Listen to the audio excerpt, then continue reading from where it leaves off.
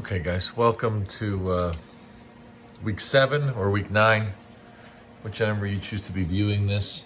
This is for the fixed part of our program for DENT 3027. This is simulating our patient. They have 2 implants here on the second quadrant, 2.4 and 2.6, and 1 implant placement here for the 1.5. So we have many different options in the clinic and in the laboratory to restore these prosthetics. But this is now the post-implant surgery. These implants have osseointegrated into the bone, so simulate that this is the patient. The healing caps have been removed. Our surgical stent we used as a guide to place these. And now the dentist chooses to make a implant level impression. And the implant level impression will require different impression copings. We're going to use an open tray for the bridge and a closed tray for the single unit bicuspid. We're then going to proceed to make a soft tissue model, scan the bridge, or scan the soft tissue model with the scan bodies upstairs. Create a file. Send the model off to, the digital model off to Dentsply. And then they will create a 2 abutments, custom abutments for our bridge, which we will ratify or okay their design. Once they've designed it, they will mill it, give it back to us. I think 3 days, 4 days is the turnaround. We will screw retain our custom abutments in 2.4, 2.6, and then continue to scan the abutments to design the bridge and or wax analog the bridge, which would be business as usual at that moment of time. But so I think what's new and what's important for our program here at the entry level is to create soft tissue models and to create good custom trays.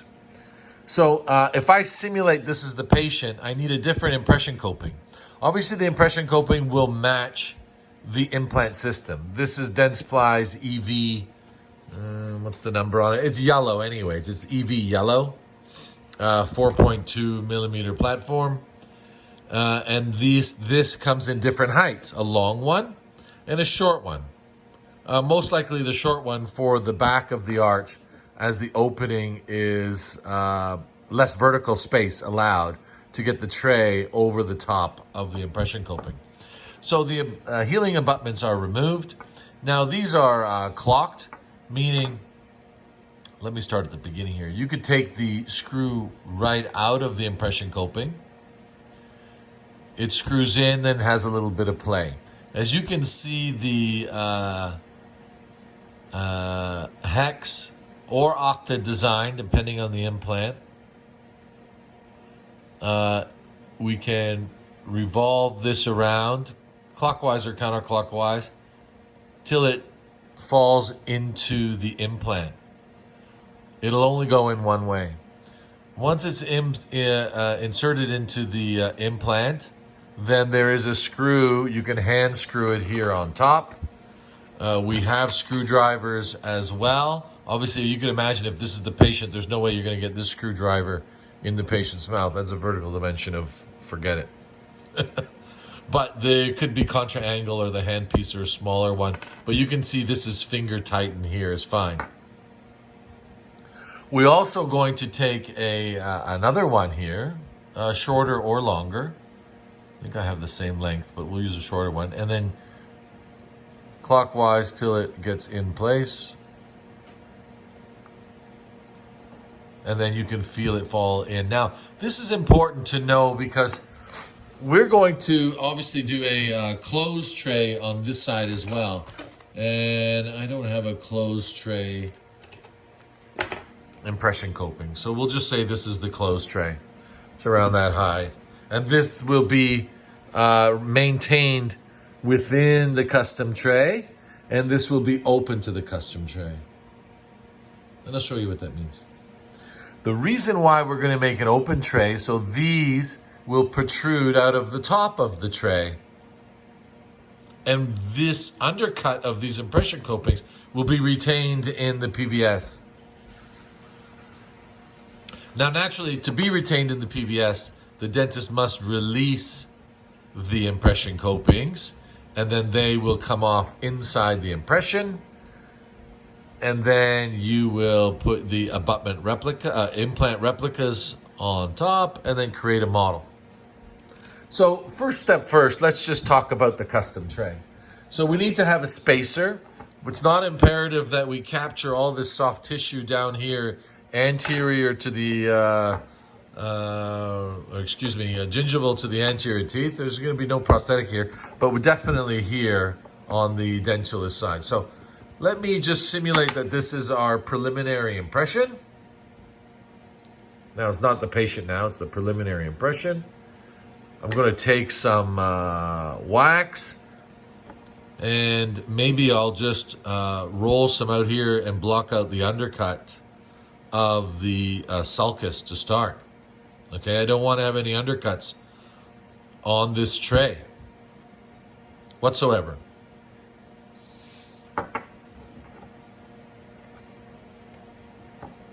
So I've blocked out the undercuts first. You can do it in different steps. I think I just tend to do that. Now, in the closed tray section, I told you roughly the height of it is just to maybe 4 millimeters above the occlusion, 5 millimeters above the occlusion. So we better make sure we have a spacer for the closed tray section here. We have a spacer for the closed tray section, and now a generous 2-3 layers, because I want the modulus of elasticity of the PVS allowed to release from the patient's mouth, and definitely allowed to release from the die-stone model I'm going to create. So let me put on a layer over the occlusion.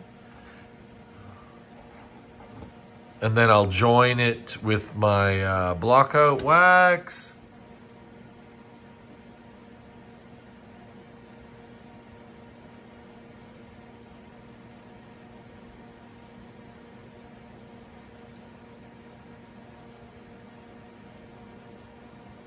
Now, we're not going to have any palette on this custom tray. It's not necessary. We're not replacing any palatal structures, but definitely I'll have a spacer there, right? I'll have a spacer on the palate in case I creep on a little bit further. It's pretty sloppy. I think the more we use our hands in the occlusion rims and custom trays, the faster things are. Now, I have a sample at the front of the room. I'm not sure which room it will be in. Maybe I have a couple. I'm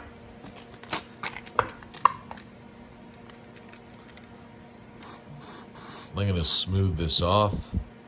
A little alcohol torch. Oops, sorry, I'm off the screen.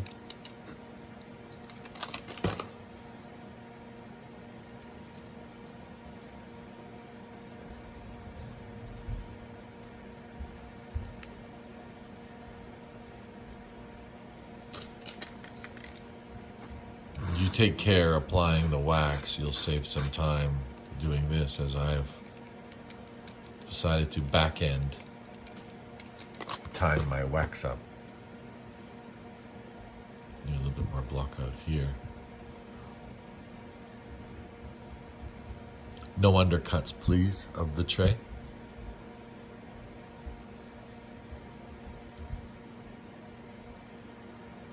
No undercuts on the tray, please. So I've got enough space here for my closed tray. You can see there's a little mound of wax here. I'll exaggerate it so you can see it. This is for my closed tray.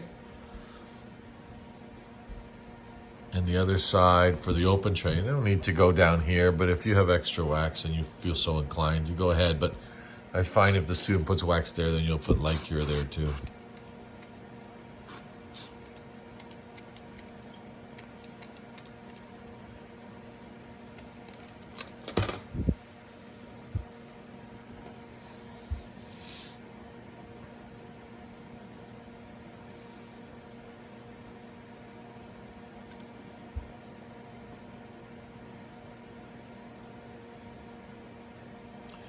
Remember, I want to take an impression of the hard dental anatomy and the soft tissue around the implants. I don't need tuberosities or labial frenums. Okay, no labial frenums here. You'll really lock the tray in the patient's mouth or it'd be difficult to take away. And the stone will be undercut. It won't flex to get your tray off. And you'll break teeth. Stone teeth that are very important. We don't want to glue them on. Very important to the design, our contacts, our emergence angles. I'm just smoothing this off with an instrument here as I was a little sloppy and cavalier putting my wax on.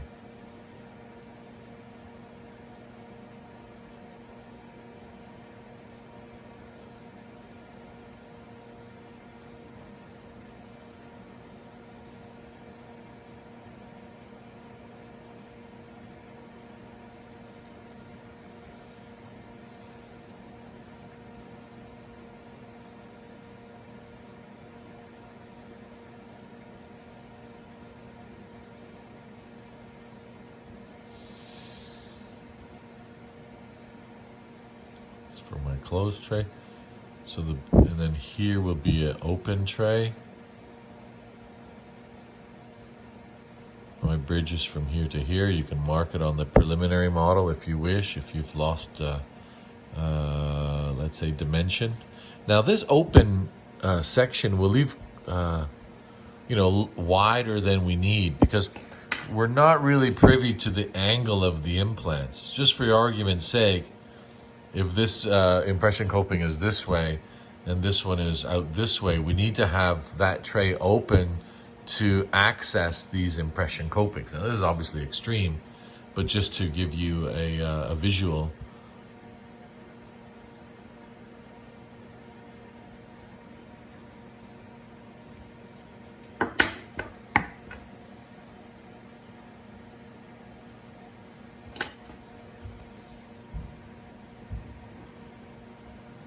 Try to be a little bit tidier.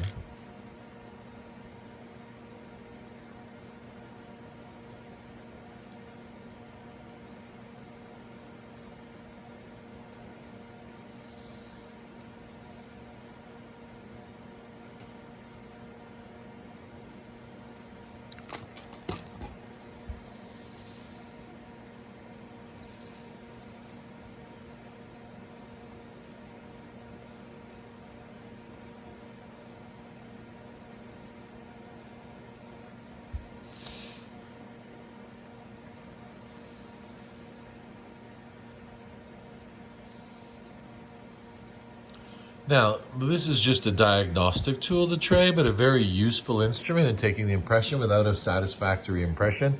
It's going to be very difficult to provide our customers with any consistent quality prosthetics. So the tray, although it is a tool and will not be used in any prosthetic post-care, but still, if we can try to be really tidy with our trays, I think it's going to give just the practitioner that much confidence when they see it. It's like, oh, let's move forward with this, rather than something that was haphazardly put together. I got a little extra here at the back. I'm just going to flatten this out.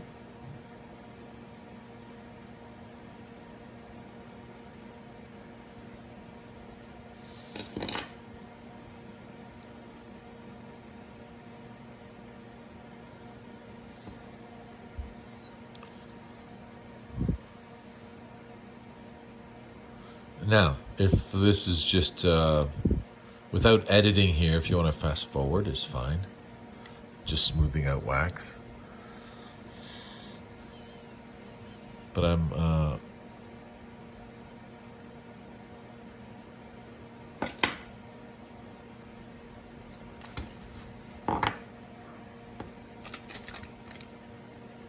there we go.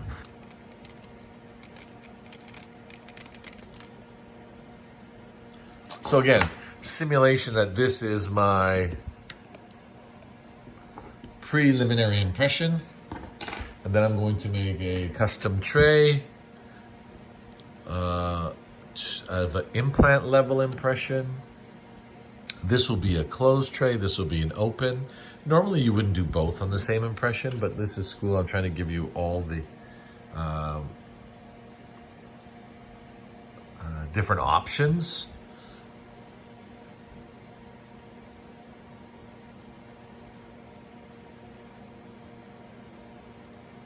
Now, obviously, this Lycra sheet's not long enough, so I'm going to add some to it. But let's take out the palette section first. Okay.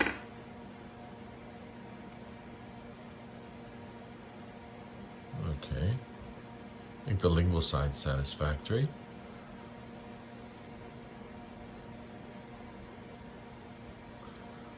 A little shy on the bridge side length. I've got lots here in the anterior section.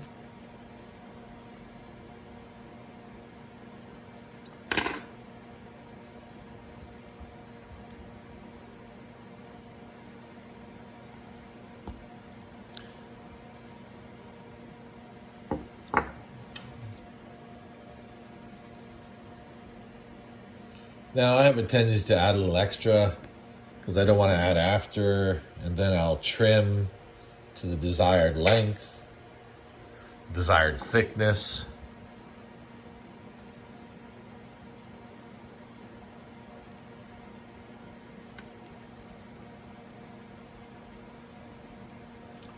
That'll suffice for the bridge side. And then my closed tray side, I'll add some more.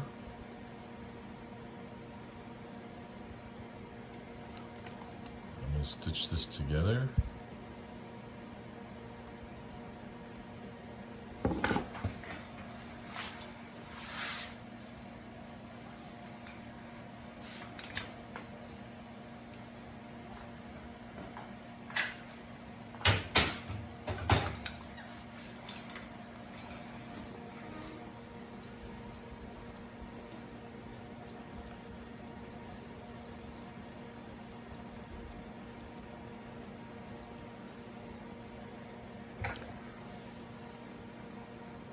Maybe we could be a little bit more conscious of the periphery here. I don't want any sharp edges to interfere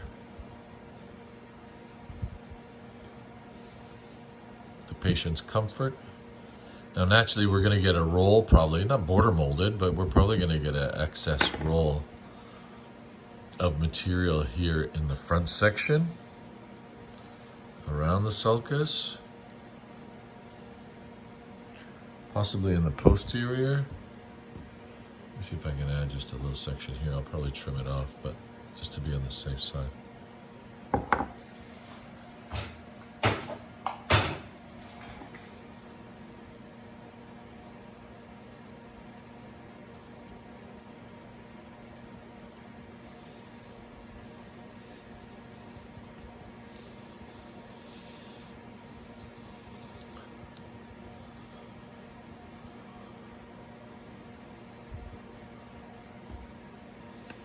This is a little bit. Now I've got wax beyond the tray here. Didn't take me long to add that. Just want to make sure I block out any undercuts. If you wish to guess, we can cut the hole open, which is probably easier in light cure for the bridge. I'll widen it at a later date when I'm trimming. So err on the small side.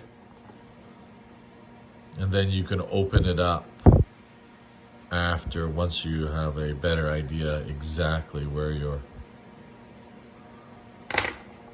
impression coatings are going to protrude. We got a little left over here. We'll make a little handle, I think would be prudent too. Now the handles, just straight up and down, wouldn't be a good idea if we're interfering with some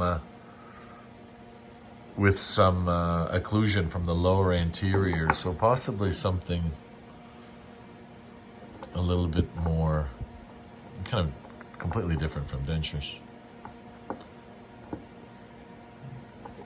And there'll be a PVS, which is a little bit firm, so make sure that these handles you can get a good grasp on.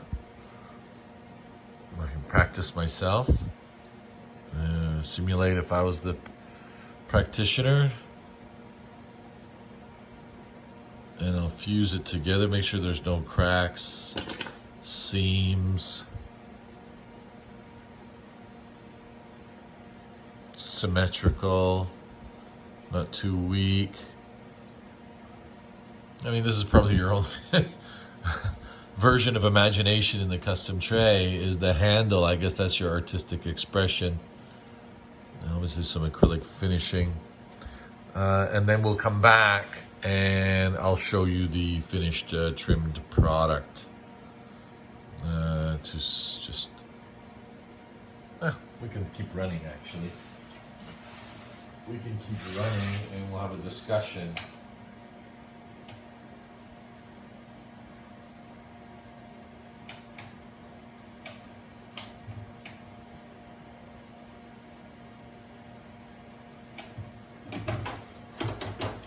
We can have a discussion regarding projects 4 and 5.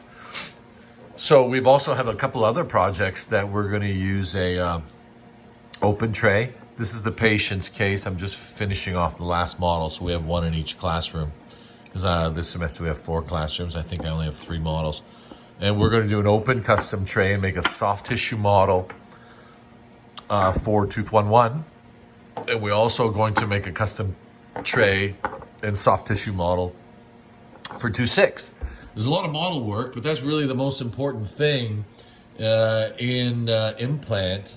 I think as a beginner part anyways of implant, of understanding how we're going to capture implant level impressions and make predictable soft tissue models, whether they be scanned or done analog. They need to be accurate. So I think we've added these 2 extra cases. If you finish the models, we have extra parts. Possibly if we can design a couple of single units here, that'd be great. I mean, this is our last semester and our last course. It's all about experiential learning and try to get as much out of it as we can. Some of us are customizing our gingival toning of our dentures. I think the Nexco we have may be dried up or expired, but I think we have some Vita LV. If not, I'll bring some of my personal ones in, and it's a light cure resin as GCs, similar, so you'll be able to use that.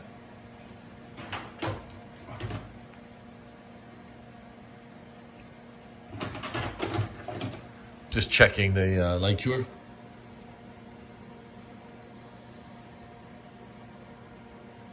And again, projects 5, 6, 2 more custom trays done in the same way, both open trays, both with the same EV yellow system from Astra or Dentsply that we'll be using.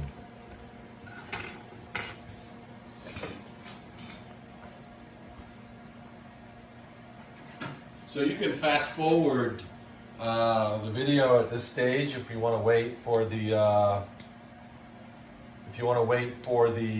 light cure of the other auxiliary.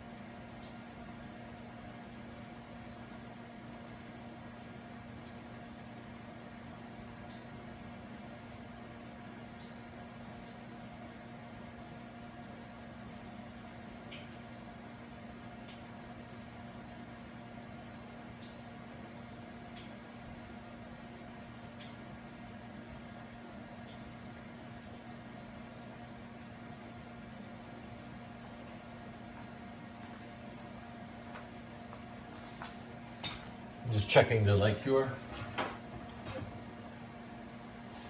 And then once we're done one side, we'll take it off and do the reverse side.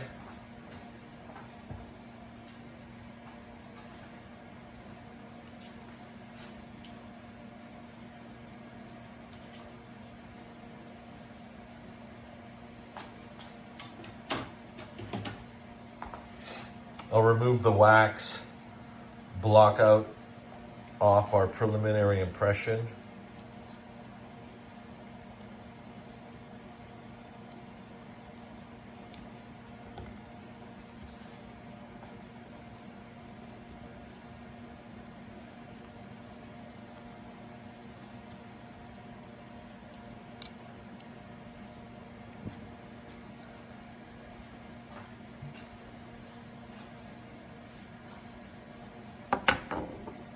Wax taken off.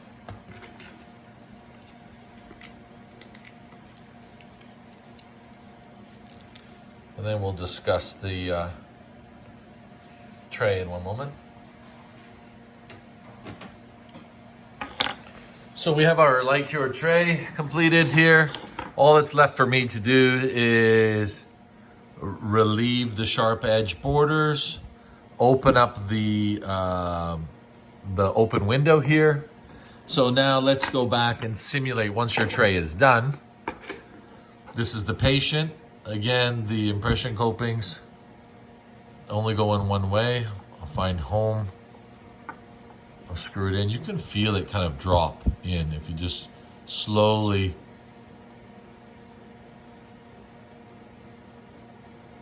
clockwise or counterclockwise slowly, and then tighten the open tray impression copings. Now you can see I guessed a little bit too narrow, so I'll open this up. And then once my tray is completed, and I'll show you a picture of it at the front of the room. This may be a little confusing, but then I'm going to wax cover the opening of the tray as such. Seal this onto the tray. So when the dentist is taking the impression, only the tops of the impression copings will protrude through the wax. And then this will also, the wax will create a stop for the silicone or impression material not to flow out of the tray. Also giving the dentist access hole. Once the impression material is set, they can release the screws that are holding in the impression coping and then take the whole. Now mine's not going to come out, but I'll simulate. These will come out in the impression. Next steps we'll discuss later is putting on the implant replicas, pouring our soft tissue model. But we'll leave that for week 8. Right now, just custom tray for those people that have time. There are some samples as such in front of the classroom. I'll go and finish this one off. Thanks.